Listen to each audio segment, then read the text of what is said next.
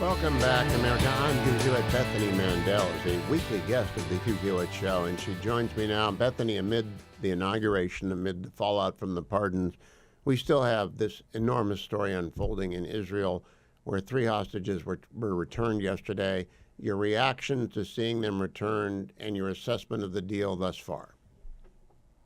It was a really powerful, moving day, and it was funny because I saw a lot of my left-leaning liberal Jewish friends saying, this was Biden's deal. It wasn't a coincidence that it started the day before the inauguration. One of the most powerful undercovered parts of yesterday, though, was actually that a fourth Israeli was returned. These three girls were rescued, not rescued, but they were, returned in this diplomatic ceasefire deal. But there was a fourth Israeli that he was killed 11 years ago. He was an Israeli soldier that was murdered, and his body was taken back into Gaza. And the last thing that the IDF did before they pulled out of their positions in Gaza, some of them, was that they rescued his body and they brought it back for burial in Israel, and he was buried alongside his father. His body has been held captive for 11 years, and Hamas moved his body from location to location, and the IDF located it and were able to give him a respectful burial. And that to me just speaks to, this is the Israeli people, that you're never left behind.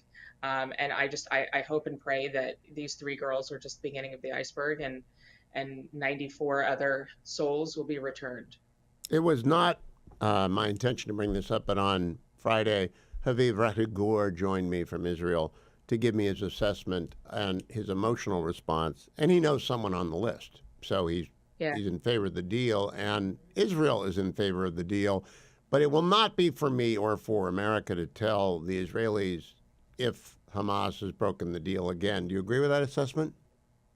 Yeah, I do. I don't really feel comfortable on opining on the merits of the deal, but I will say something that I found interesting was I have a friend, Hillel Fold. His brother Ari was murdered in Jerusalem while he was grocery shopping. And as part of this deal that freed these three civilian girls, his brother's murderer was released. And he said, God bless Israel and God bless the Jewish people, that we value life and that we redeem the captives. That is a phrase that is said in morning prayers every single day. And so, as angry as he was that his brother's murderer was released at the end of the day, he appreciated that his brother is gone, but these three girls could be saved, and he was in favor of it. And I think that really speaks volumes. We will continue to follow that as it unfolds. I'm unclear on the details of timing, but I will cover it every day. Bethany, let's switch to the United States now. What did you make of President Trump's Golden Age of America speech?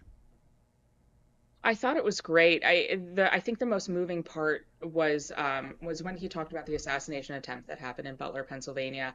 Right before the inauguration, our friend Selena Zito gave a really great interview to the Free Press that I urge your readers to watch, and she's writing a book about that experience. But what I thought was most moving and meaningful about the inauguration was the sense of humility that he seemed to exhibit when he talked about that experience. He talked about the fact that God had spared him and that God had plans for him. This was something that you and I talked about on his show a lot, and it felt really cheesy, but I thought it was very meaningful that he had this humility that I've never seen in him when he discussed that assassination attempt.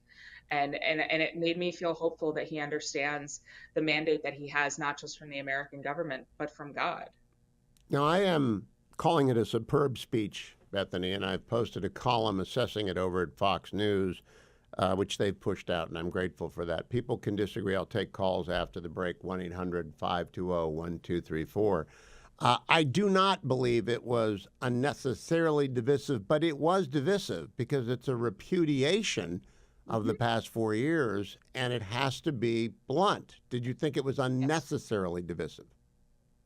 No, it was funny. I got my hair cut right before I came on your show, and I was talking to my hairdresser about it, and she said, normally he has this pompousness and this snideness to him, and she's a fan of his. She voted for him very eagerly all three times, but she said when he was repudiating what Biden had done and what he had said over the course of the last 4 years, he didn't say it with anger or malice. He really said it with, this is the reality. This is why I was elected, because it is because America was faced with two paths and they decided to take mine. And it is, of course, a repudiation of the other path. Yeah. Now, Bethany, what did you make of his commitment? And I thought this was the best part of the speech. We will forge a society that is colorblind and merit based. It was my favorite line of the speech. What did you think of that? I thought it was great. I mean, so much of it was a repudiation of the identity politics and the DEIization of our society. The American people do not want to be judged by the color of their skin. They want to be judged by the content of their character. Today is MLK Day. And I thought that that was a really important inclusion in his speech because that is what America is all about. And it hasn't been like that for a while. And it's funny, I was talking to Dwayne, your producer, right before we came on, and we talked about how Kamala took a picture with her all female, flight staff as she flew back to California. And I said, well, that's why she lost. Yes, it is. Now, let me ask you about you are the author of Stolen Youth, co author of Stolen Youth. At one point, he declared, from here henceforth, the official policy of the United States government is that there are two genders. It doesn't really matter what the official policy of the United States is because there are only two genders. But it's useful to have the president say that if it's embodied in anti-discrimination rules and regulations. What did you think when he said that?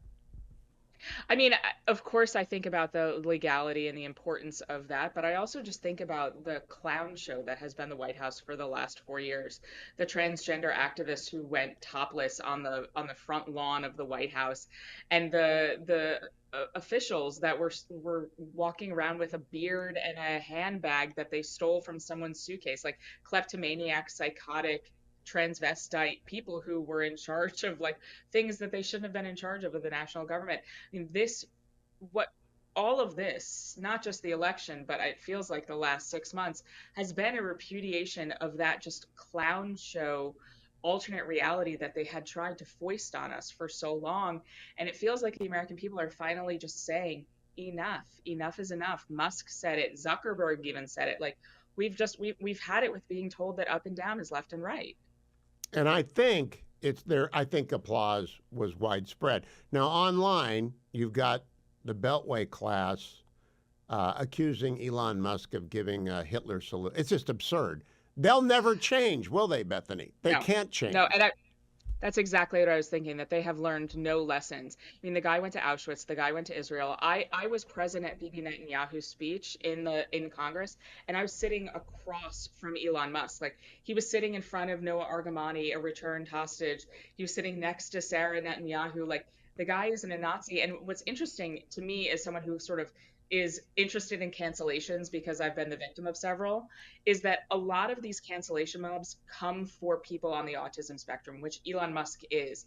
And they take advantage of this and with no sense of shame, they talk about ableism and all of this stuff, but at the same time, they're going after an autistic guy who had an awkward moment. And anyone who knows someone on the autism spectrum knows they have awkward moments. Yeah, they are bringing an ice cutter to the frozen over PC that is so encased the United States legacy media, and they're going to break unless they melt. Bethany Mandel. You can find her on X at Bethany Shondart. Thank you for joining me on